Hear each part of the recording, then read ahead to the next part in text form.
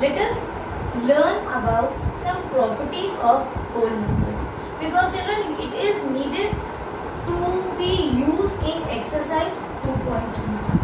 Until and unless we don't know what are the properties and we directly move to the solutions, so even though you may get the answer right, but in long run you should know, because these properties are very helpful in doing or performing the calculation. Let me explain you first the closure property for whole numbers. Now closure property, children, means, say if we take two whole numbers, whole number 1 and whole number 2, what will be the result in each case? Let us take. First, let us take the result of some operations. Take for example, I take a whole number 4. I take one more whole number as 5. What will be the result if I first is add the two numbers? Addition of whole numbers, that is whole number 1 plus whole number 2. See, 4 plus 5. The answer is 9. So this is a whole number, this is a whole number, and the result what I got here, this is also a whole number. Children, this means that whole numbers are closed under addition. Remember, whole numbers are closed under addition, because if you take two whole numbers and you add the whole number, the result what you get is again a whole number. So we conclude they are closed under addition. Clear? Now the same example let us take for subtraction. Take here one whole number 9, take here whole number 5, and now I want to see whether if I subtract the two whole numbers, will it be again a whole number? Let us see. 9 minus 5. The answer is 4. So in this case, 9 is a whole number, 5 is a whole number. Answer what we got is again a whole number. But what if I do it in a reverse order?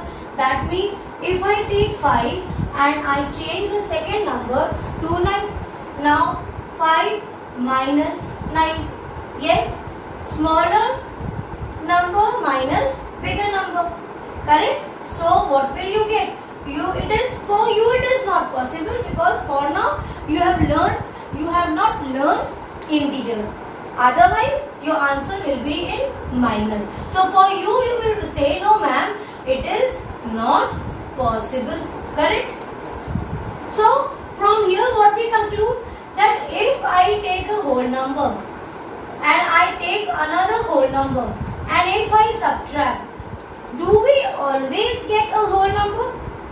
In the first case we got a whole number, but in the second case, when the first number was smaller than the second number, so in that case it is not possible, we will not get a whole number. Correct? So we say it is not closed under subtraction.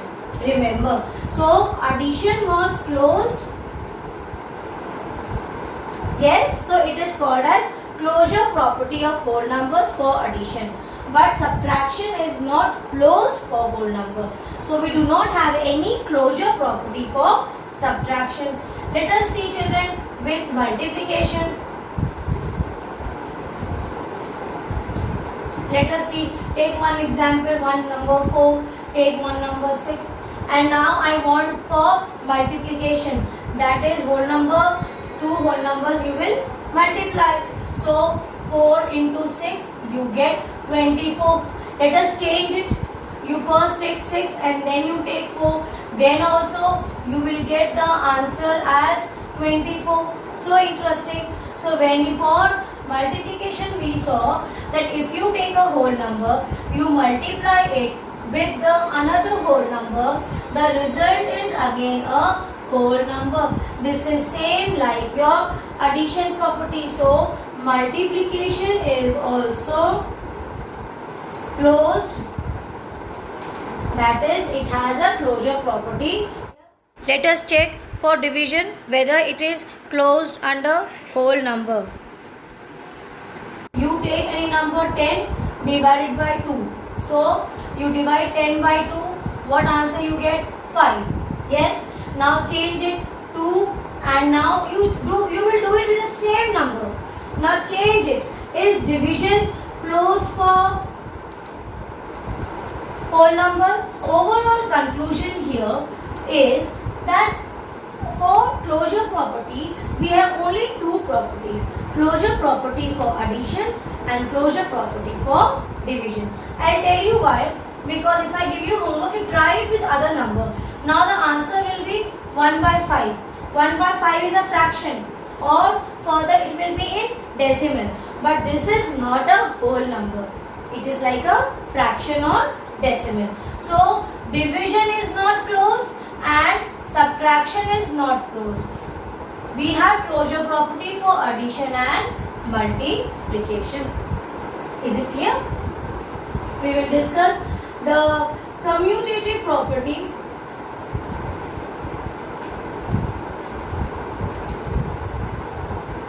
for both addition and multiplication.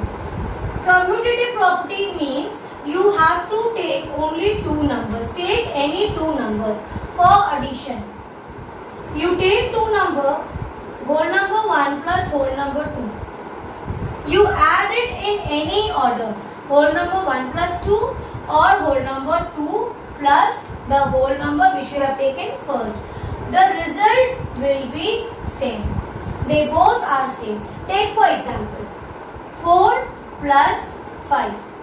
I said first whole number is 4, second whole number is 5.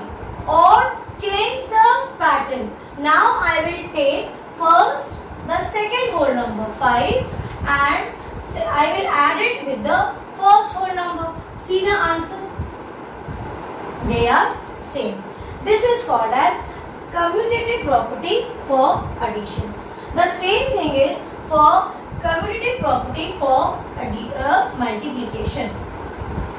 The same thing is with multiplication. We also denote the whole number 1 and whole number 2. You can denote it with A or B, X and Y. It is completely your choice. You can take any variable.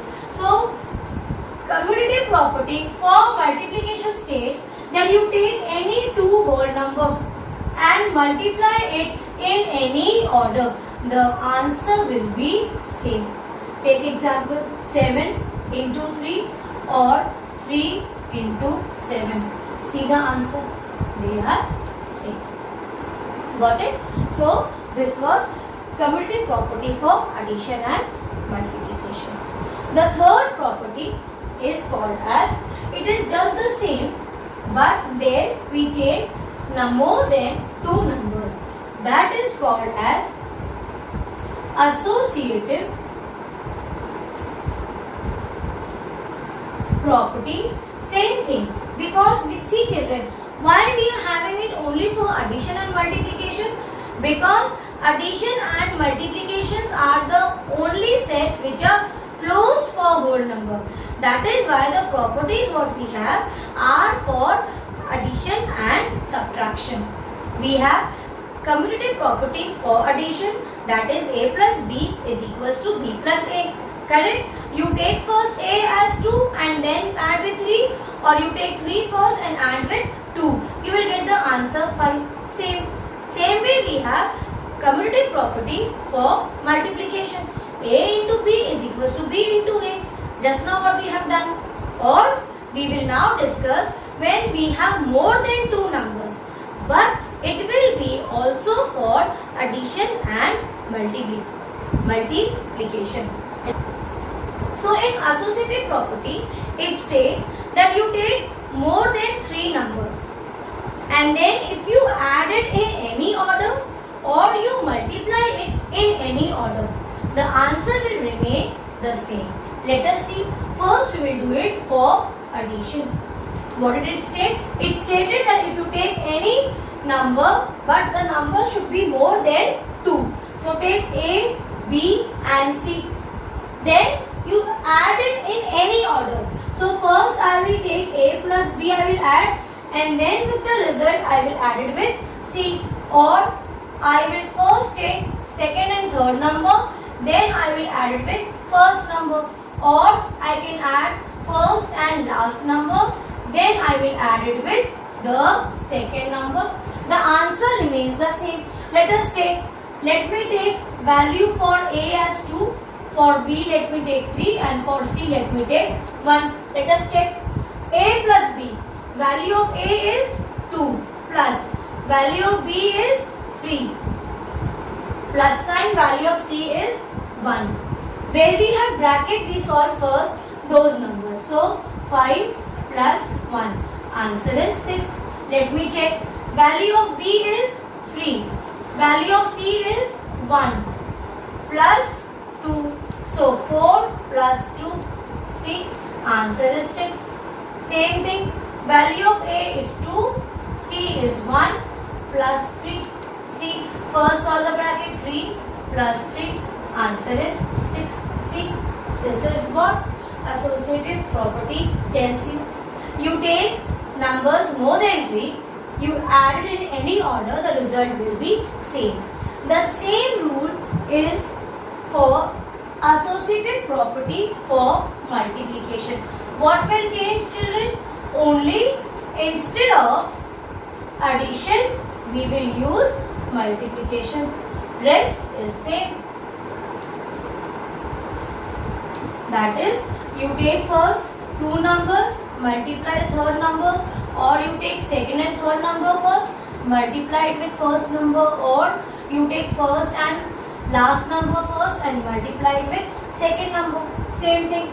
Value of A 2, value of B 3, bracket, into 1.